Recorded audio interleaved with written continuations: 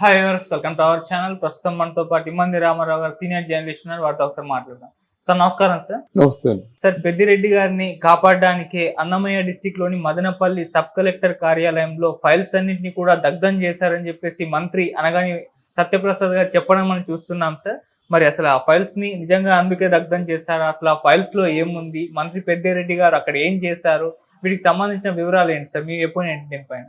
ఈ తగలబెట్టే అంటే అది విలువైన సమాచారం గల ఫైల్స్ని తగలబెట్టడం ఇప్పటి నుంచి కాదు. ఎప్పుడైతే ఫలితాలు వచ్చేసాయో అప్పటి నుంచి తాడేపల్లి ప్యాలెస్ నుంచి మొదలయ్యాయి. అది గవర్నమెంట్ ఉదాసీనంగా ఉండడం వల్ల ఈ కార్యక్రమాలు జరుగుతున్నాయి. మదనపల్లిలో మాత్రమే కాదు, చాలా చోట్ల కలెక్టర్ ఆఫీసుల దగ్గర వాళ్ళు కొంచెం బాగా తెలివైన మంత్రులు అయినట్టయితే సంబంధిత ఈ కరస్పాండెన్స్ ఫైల్స్ అన్నీ కూడా అంటే రికార్డెడ్గా అఫీషియల్స్ ఫైళ్ళు తగలబెట్టేస్తున్నారు. దాని మీద ఒక వీళ్ళు నిఘా వేయాలి, దాన్ని పూర్తిగా ఎంక్వైరీ చేయాలి, మిగతా చోట్ల తగినటువంటి ప్రొటెక్షన్ కూడా చూసుకోవాలి వీళ్ళు. మరి మనకు తోచిన ఆలోచన వాళ్ళు తోచదా? ఒక ఫైల్ ఎప్పుడైతే తగలబడిపోయిందో 26 జిల్లాల్లోనూ ఒక జిల్లా తగలబడిపోయిన తర్వాత రికార్డెడ్ ఫైల్స్ అయినని మిగతా 25 జిల్లాల్లో ఉన్నటువంటి కలెక్టర్ ఆఫీసులో ఫైల్స్ని జాగ్రత్తగా చూసుకోవలసిన బాధ్యత వాళ్ళకు ఉందా లేదా? ఎందుకు చేయలేదు? అయితే అఫ్కోర్స్ ఏదైనా డిజిటలైజ్ చేసాం గనక పర్వాలేదంటారు. రేపొద్దును డిజిటలైజ్ చేయలేదు అప్పుడేంటి అంటారు? అన్నీ డిజిటల్లో ఉన్నాయని అంటారు. అవసరానికి ఒక ఇన్ఫర్మేషన్ మనకు దొరకదు.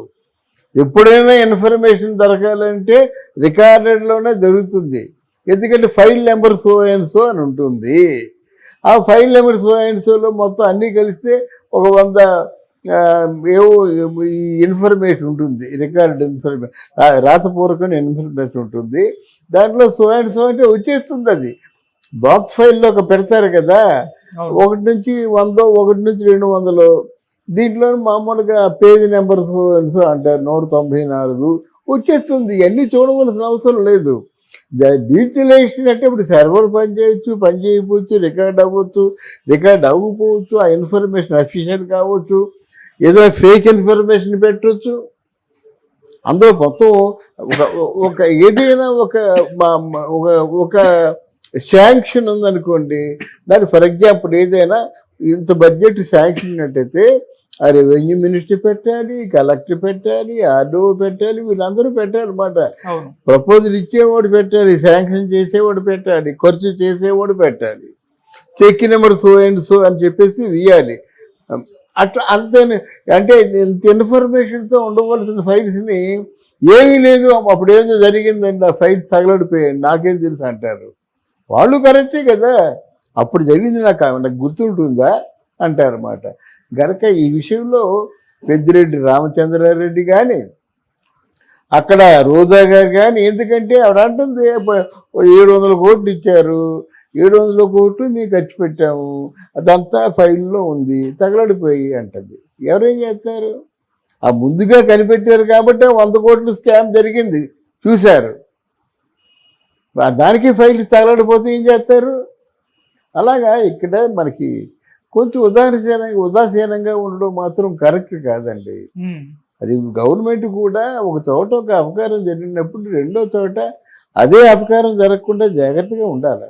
అంటే సార్, వీళ్ళ వైపు నుండి కేవలం పెద్దిరెడ్డి గారిని నిరకించడానికి ప్రయత్నం చేస్తున్నారు, అందుకే ఇటువంటి రూమర్స్ అన్ని కూడా క్రియేట్ చేసి ఆయన ఏదో విధంగా బ్లేమ్ చేయడానికి ప్రయత్నం చేస్తున్నారు అంటున్నారు. ఎవరు ఇప్పుడు 2 రకాల మనుషులు ఉంటారండి. ఉద్యోగం చేస్తున్న మనుషులు, ఉద్యోగం లేని మనుషులను. ఉద్యోగం చేస్తున్న మనుషులు ఉదయం లేచి వెళ్ళిపోయి ఆ పని చూసుకుంటారు అన్నమాట. వాళ్ళు పుకారు పుట్టించే అవకాశాలు, అలా ఖాళీగా కూర్చొని వాన కొడదాం, ఈయన కొడదాం, ఎలా కొడదాం లేదు.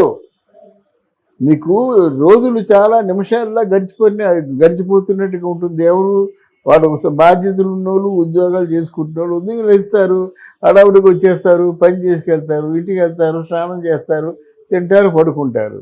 అది ఏమీ లేకుండా ఉన్నారనుకోండి, వాళ్ళు పుకార్లు పుట్టిస్తారు. ఏదో వాడికి ఏదో ఉద్యోగం కావాలి కదా, అందువల్ల ఇప్పుడు తెలుగుదేశం పార్టీలో ఉన్న వాళ్ళకి కానీ జనసేనలో ఉన్న వాళ్ళకి కానీ వాళ్ళకి ఇలాగా మైండ్ గేమ్ ఆడే అలవాట్లు అంతకుముందు కూడా లేవు, ఇప్పుడు ఉంటాయని నేను అనుకోను. వీళ్ళే వైసీపీ వాళ్ళు పుట్టిస్తారు. మరి అక్కడ వినుకొండలోను తెలుగుదేశం పార్టీ వ్యక్తి ఇలాగ హత్య చేసాడని పుట్టించలేదా, నమ్మించలేదా, పంచాయతీ పెట్టలేదా? అలాగే ఇది కూడా అది. ఓకే, అందుకే పోలీస్ డిపార్ట్మెంటు చాలా సీరియస్గా ఉండాలి. సిఐడి కూడా, సిబిసిఐడి కూడా సీరియస్గా ఉండాలి. ఎక్కడ ఏ విధమైన బొక్కలు ఉన్నప్పుడు కూడా అది స్పష్టంగా తెలియజేయాలన్నమాట. ఓకే, ఆ రికార్డెడ్ ఇన్ఫర్మేషన్ అంతా కూడా సంబంధిత పోలీస్ ఆఫీసర్ దగ్గర ఉండాలన్నమాట. మొత్తం అన్ని జిల్లాల తాలూకు నేరాలు, ఈ నేర ప్రవృత్తులు అన్నీ కూడా ఉండాలన్నమాట. నేరాలు చేశాయని మీరు నిజంగా నమ్మినప్పుడు ఆ నేరాలు చేసిన తాలూకు ఆ క్రమాన్ని అక్కడ ఉంచాలన్నమాట.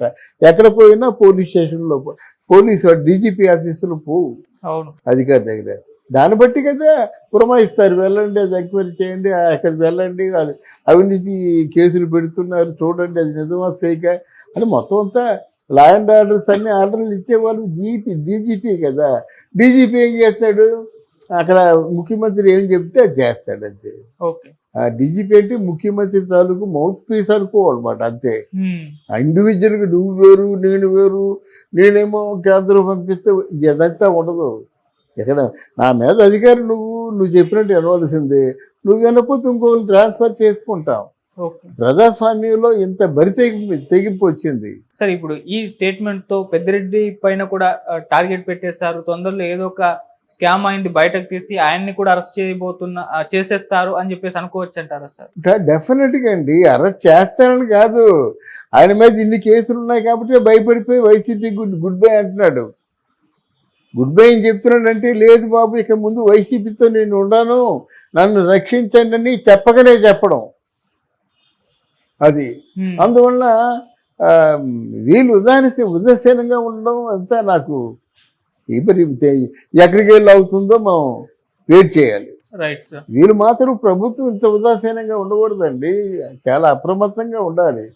వాళ్ళు ఎన్ని కోట్లు, 1000 కోట్లు కాదు, లక్షల కోట్లు అవినీతి చేశారండి. అదంతా బయట పెట్టాలంటే వీళ్ళు ఎంత జాగ్రత్తగా ఉండాలా?